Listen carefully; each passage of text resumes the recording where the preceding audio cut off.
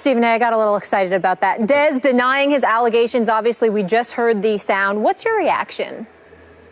My honest reaction, Molly, Skip, I usually don't like to do this. I think the media should be ashamed of itself. Whoever tweeted out that video, you knew good and damn well what you were implying. You were implying that while Ricardo Lockett was on the turf, motionless, potentially paralyzed for all we know, that Dez Bryant, whatever you read from his lips, whatever you said, I don't care what he said. You know, when somebody said, well, that's what you get or whatever the case, unless you know definitively that he is talking about Ricardo Lockett to create a stir where there could be a question about a football player literally mocking a guy on the field, laying motionless for minutes.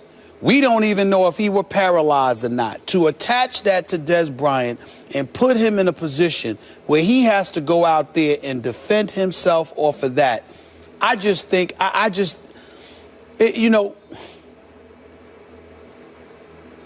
this industry is getting to a point where it could be disgusting sometimes, if we're going to be real honest about it. Bruce Irvin, for the Seattle Seahawks, tweeted that Dez was yelling at the officials the whole time. And we get all of that. But all I'm saying is this. Even without knowing all the details, here's what I mean by when I'm going off about the media right now, and I almost never do this.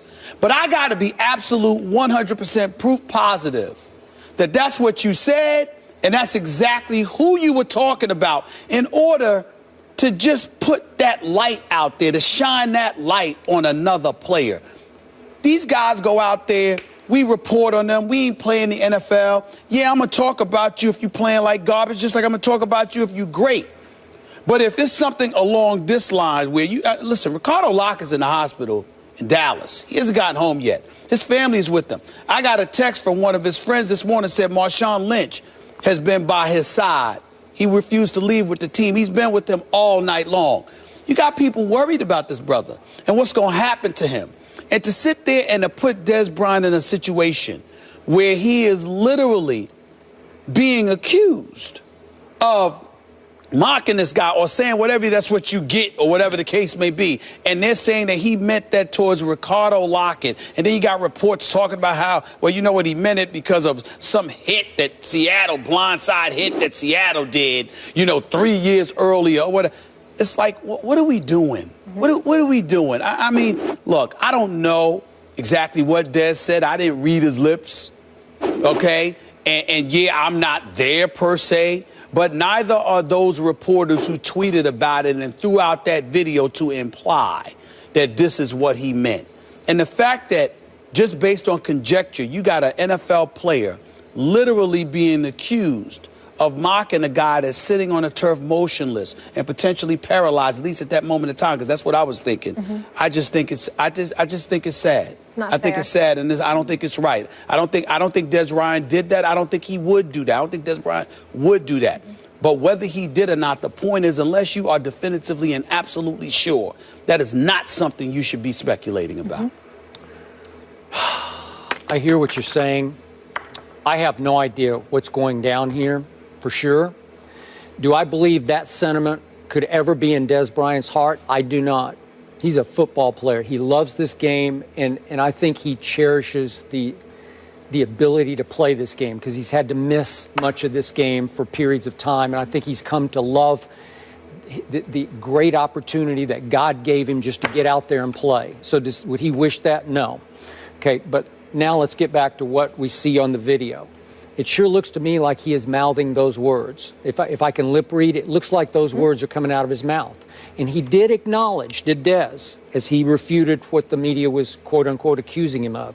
He said, I could have been talking about something completely ... else, like something complete.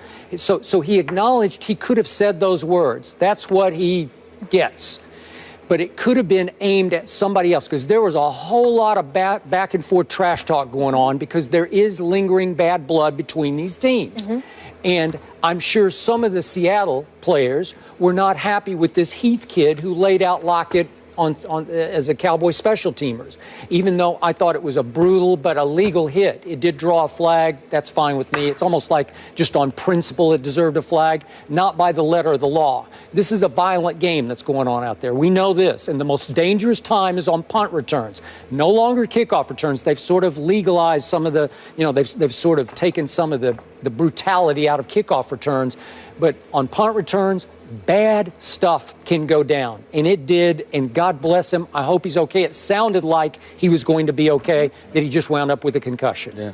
But I don't know if Dez got caught up in the moment defending his teammate, and they're going back and forth. I don't know. The comment could have been aimed at somebody else. That's what he gets, meaning Agreed. Who knows? Mm-hmm. That's what Richard Sherman gets, or Earl Thomas gets, or who knows who we know Dez. He plays with such emotion, such passion, such rage to win. His emotions could spill over, and it was directed at somebody else as he's trying to defend his teammate who delivered the blow. So I don't know what it was, but I don't believe that's in Dez Bryant's heart. I just don't. But it looks bad on the surface because it looks like he said that at that moment. But let's also understand why it looks bad. Skip Bayless, these aren't bloggers that just tweeted out something or saw something on their television screen, clipped it with their camera phone, and then went from there, and it's on Twitter or something like that.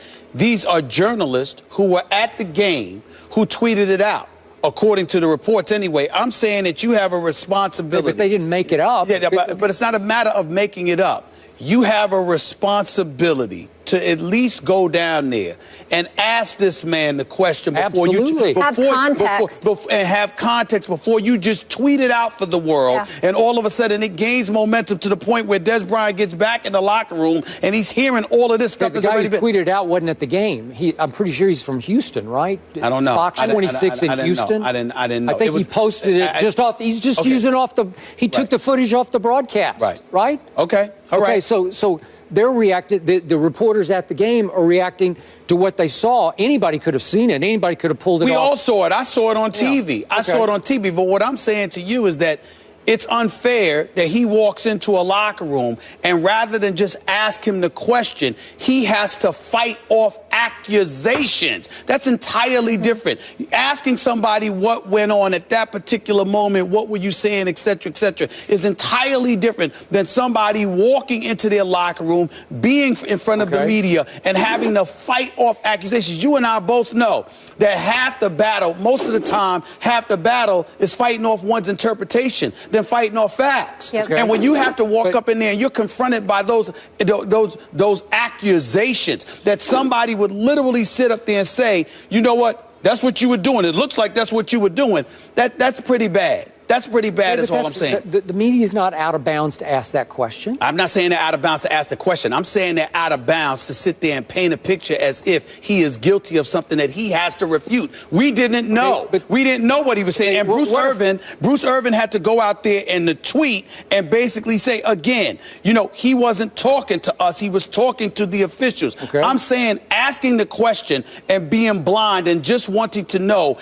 is entirely different than him fending off an interpretation of that magnitude. This is not a fight. This is not a sideline rant by Greg Hardy. This is not something like that. This is a player that was on the field that literally looked as if he were paralyzed, and then you juxtapose that to Dez Bryant saying that's what you get. That's very, very incendiary. But he uttered what surely appear to be those words moments after he's prone on the turf. Right. Okay, so it's fair to ask. But guys guys were talking and guys were arguing. Again, I'm going to repeat myself. I'm not saying the question shouldn't have been asked. I'm saying he wasn't just being asked a question. He was fending off accusations. Well, you know what would have been nice? If Dez had just said, hey, I know that looked bad, but I was talking to Bennett or whoever it was. I got that. I got that, and that's fair. But at the same time, a lot of times we anticipate and expect athletes to communicate in manners that we would when they're just not capable at it, particularly when you're in the heat of the moment. All I'm trying to say is that it's not about even the accusations that he had to fend off. It's about the fact that it's those specific accusations. If it's something far more innocuous, that's different. But when you sit up there and you have to fend off accusations that you literally were saying that's what you get about a guy that could have been paralyzed on the field, it's just something that, to some small degree at least, is a bit inhumane when you don't take into consideration the kind of way that can sully somebody's name. In the history of this very violent sport,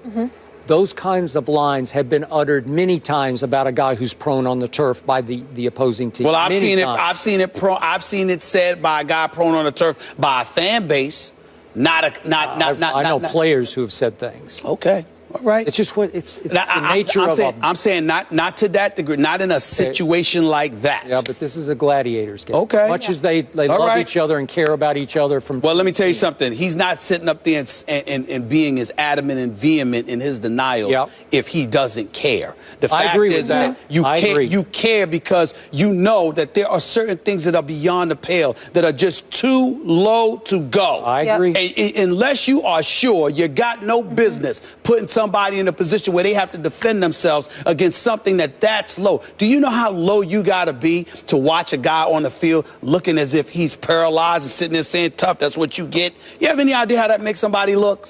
To me, there's just lines that should not be crossed by us. And I think in this particular case, it was. To use RG3's term, maybe a victim of clickbait? We don't know. It was a tough day for game